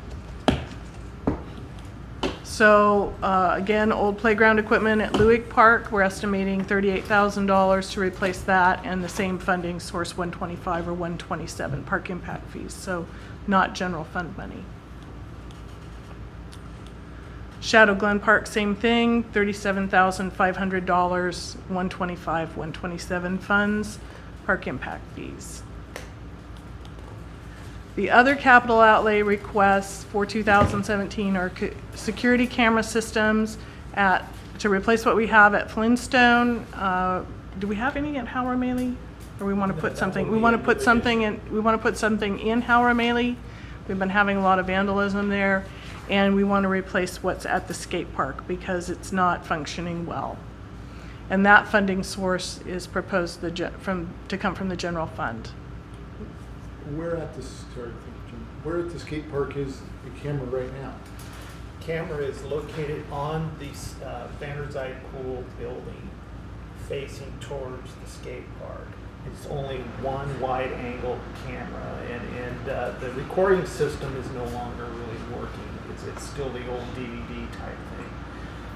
Our newer systems, which we would pattern this after down at Windjammer, is we have that linked into our computer. I can actually pull that up in the parks office, and we'd be able to also link that into the police department to where they could get access to that system on their laptops in their car or on the computer. So just saying, if you could get a decent view of the south end of that park, which is where Yes. the older kids hang out, having been there with my kids, it would be very intriguing to run that on Channel 10 so we can see what's happening on the south end there. Recommend adding more cameras to that system to cover more of that park. We're having more issues with the park other than just the skate park. Yeah, I would second that and say that just personal experience using Volunteer Park for softball through Little League and being out there consistently twice a week for weeks now, it's a problem. VP2 dugouts are a problem. And the activity that's going on there has been a problem. And we've called ICOM and the police, tried to every time just so they have a record of it, started to now consistently. So it's definitely something I would like to voice that something needs to be done to help that park in particular and those kids that use it. Has anyone, I live close to Kimball Park, has anyone looked at or considered in the past some way to change that building down there so the kids can't climb up on top? The last time I saw some kids there, I played a game with them to get them out. I told them that if the cops came by and saw a city council person standing there with them on the roof, that I'd get fired. They came down instantly. That group has not been back yet, but occasionally they get up there, and I'm afraid somebody's gonna get hurt. The truth is, Jim, you pushed the first one. I'm not gonna climb up on the building. So that's something that we can look at. Yeah, I'd appreciate it. And then the final capital outlay request we've submitted for 2017 is in accordance with our capital improvement program, and that is to acquire land for the expansion of Fort Nugent Park, estimated at $250,000. And the proposed funding source for that would be REIT and Fund 127, park impact fees again, and then any remainder from the general fund. Question here. Okay, we have all this issue about park funding, stuff like that, but in the course of this preliminary discussion about our budget and the various departments, we haven't heard anything about the disposition of the funds for logging the property at Sleeper Road. There's $240-some thousand in there. It was my understanding we were going to use part of those funds to do an appraisal and a geotech report on that so we could value the property, and that money is potentially available for the general fund or park use.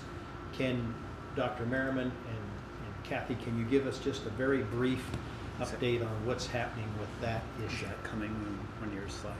No, that's not coming on one of these slides, but I think it is a topic for a workshop very soon. That we don't need to talk about. Because we did get an appraisal, but there are, one of the parcels is not zoned as we thought it was in Island County. And so our appraisal is lower than we had anticipated, and we may look at trying to change that zoning. Okay. Okay. We had conversations on the disposition of those funds, and what is a good long-term investment we can put those into. In 2018, our capital requests including replacing playground equipment at Neal Park and Kimball Park, replacing restrooms at Flintstone Park, and acquiring land for a large regional park, and that's per our CIP. We don't have property for the next large regional park, and if we don't acquire it soon, it will be gobbled up by development and we won't have it, an opportunity. Gobbled by development. Yes. So here's Neal Park. We've already had to remove some of our playground equipment out there at Neal Park because it didn't meet safety standards anymore.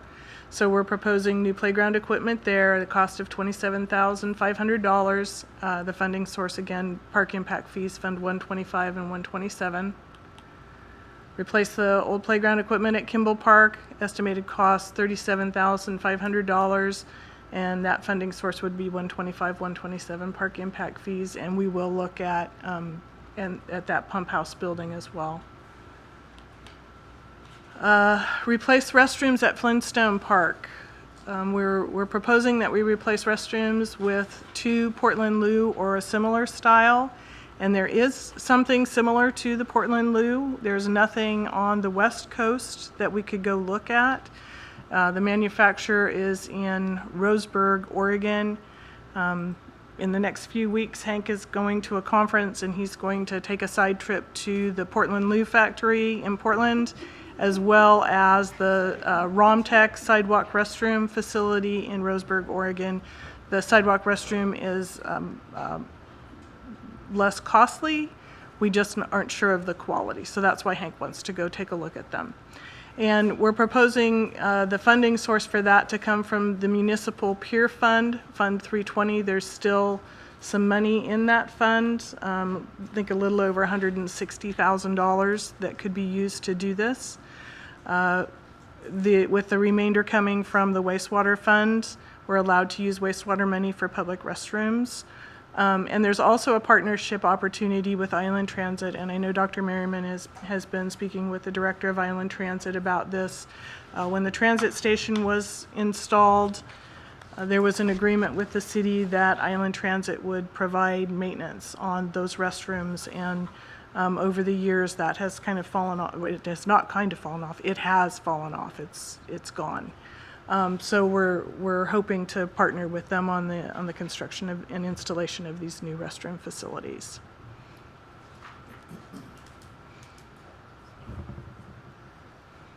Quick question, it probably doesn't fit, but I have to throw it out there. A restroom downtown.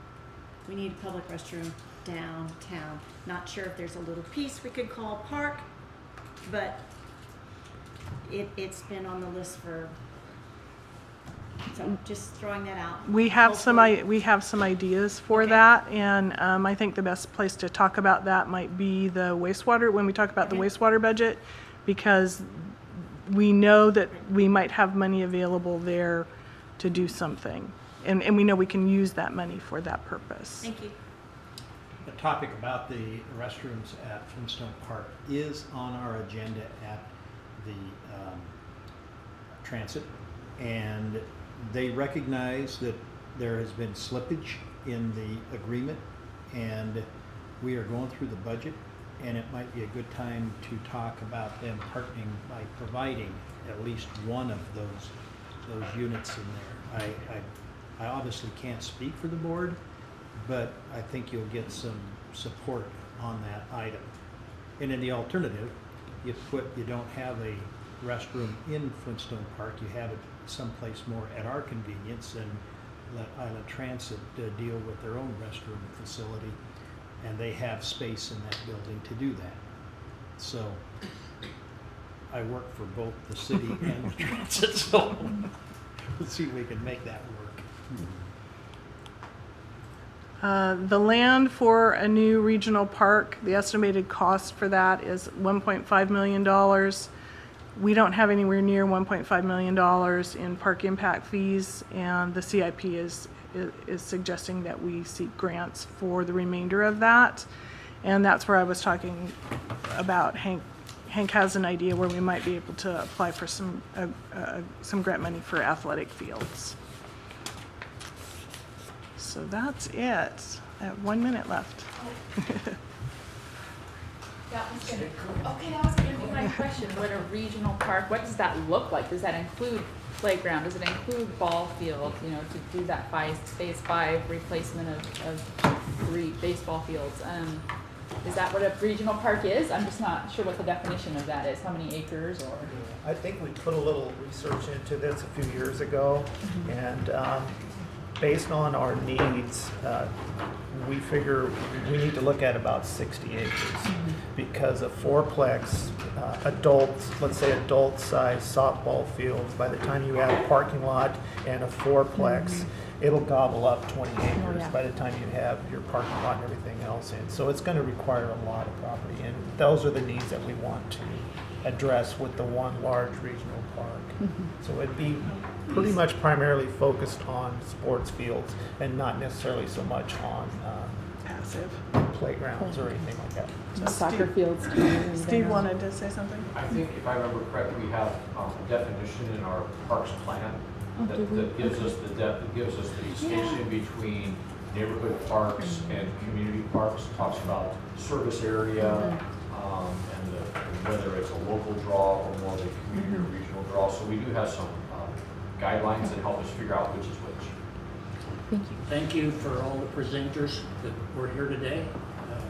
We really appreciated everything. And we're done because it's 5 o'clock. Thank you. Now, if you look at this is after 5 o'clock, if you look at this thing, there is no time for stopping on this thing, but we've always done it that way before. That's why I'm calling this a stop at 5 o'clock.